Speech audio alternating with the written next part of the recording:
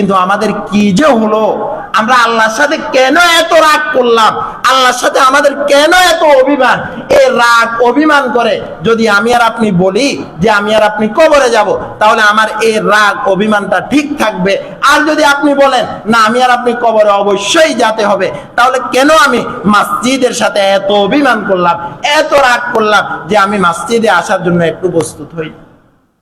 এমন অনেক মুরব্বী বাবারা আছেন যাদের কোনো কাজ নেই, গত জুমাও বলছি এখনো বলতেছি, যাদের কোনো কাজ ছিল না, কোনো ব্যস্ততা ছিল না, আপনি যদি চাইতেন বসতে পারতেন, আপনি ইবাদত বন্দেগী করতে পারতেন, সামান্য একটু অলসতা করে আপনি মসজিদে বসেন নাই, ইতিকাফ করেন নাই।